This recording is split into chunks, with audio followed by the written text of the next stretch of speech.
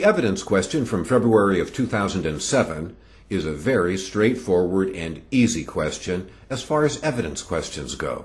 This is a complicated fact pattern, and if you were to start examining this question by just going to the top and reading it, you'd probably think you were reading a criminal procedure question until you got deeply into the body of the fact pattern. If you do it my way and start at the bottom, you wouldn't be confused at all. You'll know this is an evidence question from the very first second you start looking at it. Check out the call.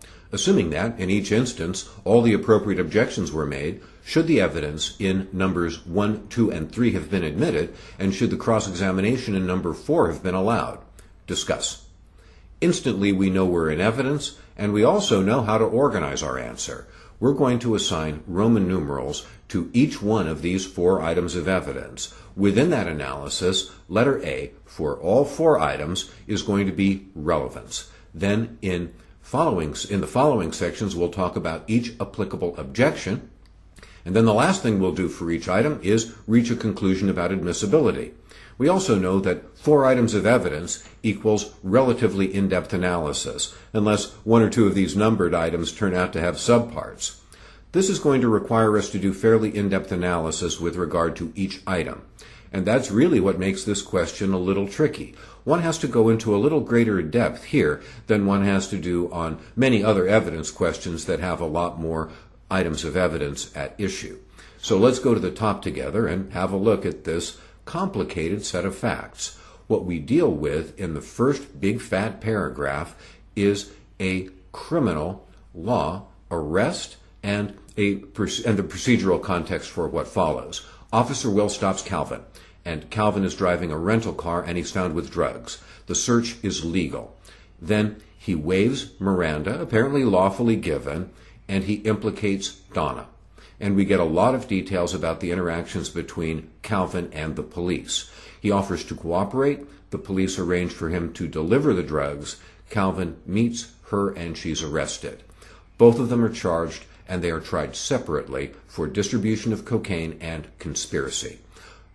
Donna's trial starts while Calvin's case is pending, and then we get the 4 numbered items of evidence. So going into this fact pattern, knowing that we are doing an evidence analysis makes it somewhat easier to look at this first fact paragraph as being background information that we're going to filter through an evidence analysis, as opposed to being the more complicated issues presented by criminal law and procedure. Now, as it turns out, there is one very important criminal procedure issue in this essay, and that's not uncommon for evidence questions that arise out of criminal trials. So let's look at the 4 numbered items of evidence in the fact pattern. The prosecutor calls Officer Will in item 1, and Will testifies about Calvin's statements after his arrest concerning Donna's role in the transaction. So we've got to go back up to the big fat paragraph to extract those statements. But it's a pretty straightforward question. And item 1 obviously is asking us about hearsay. But more subtly, it's also presenting a Sixth Amendment right to confront issue. We get the criminal procedure issue right up front in item 1. Then we turn to item 2. In item 2, the people call a detective called Ned, and he's an experienced Narcotics Bureau detective. He is testifying that high-level drug dealers often use others to transport their drugs. And this is presenting an expert opinion issue, and it seems to me that it's apparent that this guy is trying to be both an expert and an advocate for the side that is bringing him to the stand. But I think that's generally true in all expert witness situations. So although there is an apparent bias here, I don't think that bias is going to be enough to invalidate the officer's testimony as an expert. Then we move on to consider item 3. Here we are told about defense evidence. In the defense case, Donna is testifying that when she got in the car with Calvin, she found a receipt for the rental car, and she's got a copy of this receipt, and the court admits the receipt into evidence also. That's about as straightforward and easy a document question as they could give us. And we do have a local California distinction here to consider, because the California best evidence rules are more liberal, more inclined to admit evidence than are their federal counterparts. Then, finally, we get to item 4, the cross-examination by the prosecutor. And here we get a novel question. The prosecutor is asking Donna whether or not she lied on her income tax returns. And then we get a paragraph that explains that the prosecutor didn't have any evidence that Donna had lied on her tax returns, but believed it was likely because drug dealers typically don't report their income. So intellectually, there's nothing illogical about this. And as I think about it, and as I thought about it at the time I crafted this model answer, it seemed to me that that was an entirely reasonable question. The judge shouldn't allow the people to follow up on this question by offering extrinsic evidence, because the issue is collateral to the real issues presented, but it isn't an unfair question as far as I'm concerned. Reasonable people probably could differ. Then we get the call of the question again. Now, turn the page and have a look at the structure of the analysis that I present. And once again, you're going to see absolutely nothing new. I don't do anything innovative here other than conform to the basic approach, which I maintain is the most innovative and sensible way to do this, stripping away the boilerplate and focusing all of our attention on the facts and the law. So notice, I assign a Roman numeral to each item of evidence, just as we would expect. I assign letter A to relevance for all 4 items of evidence, and then I go fairly deeply into the objections. Here again, there's nothing new under the sun, and there are no new issues presented here. These issues from February of 2007 have been tested over and over again for many years in the past, and I have every confidence that they are going to continue to be tested pretty much this way far off into the future.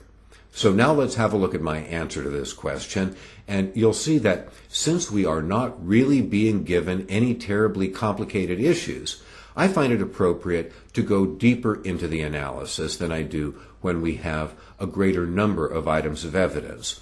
And I'll tell you something, given that we have a relatively few number of items of evidence, and given that the issues presented are not terribly complicated, if your heart was really set on giving a half a page of boilerplate up front, you might not even hurt yourself terribly in doing so.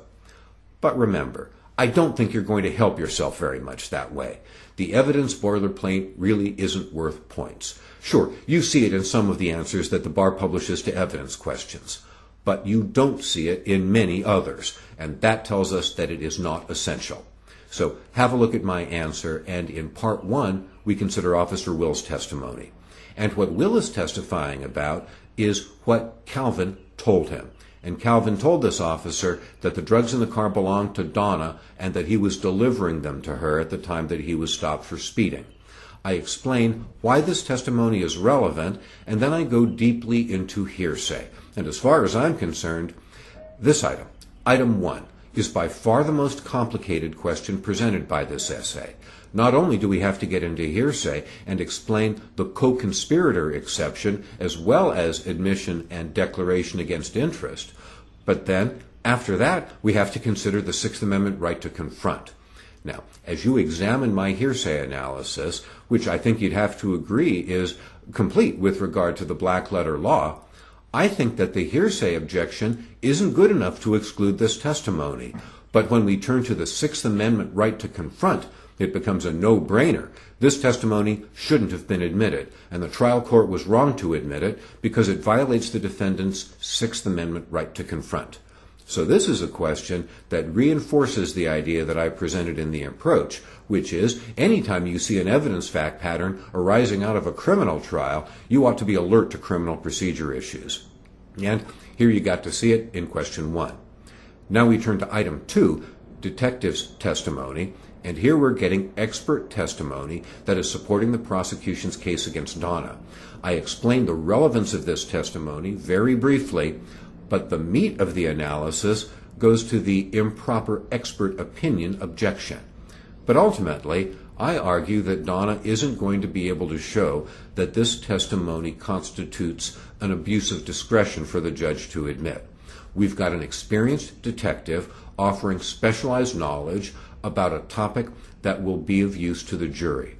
I conclude that the testimony should have been admitted. I think one reasonably could reach the opposite conclusion, but I think this is how the law goes. I think my answer is the mainstream, quote-unquote, correct answer here. Now we turn to the next item, Donna's copy of the car rental receipt. And this is really an authentication best evidence issue. And I also present the California distinction. Now, it turns out this distinction doesn't really make a big difference. The federal rules probably would allow this paper to come in also, assuming it's the original document. And there's nothing in the facts that suggests it is not the original piece of paper. So, I take a moment to explain the distinction, then I conclude that the copy of the receipt should have been admitted into evidence. Finally, I turn to the prosecutor's cross-examination about income taxes. Now, this question is relevant, but it's fairly doubtful.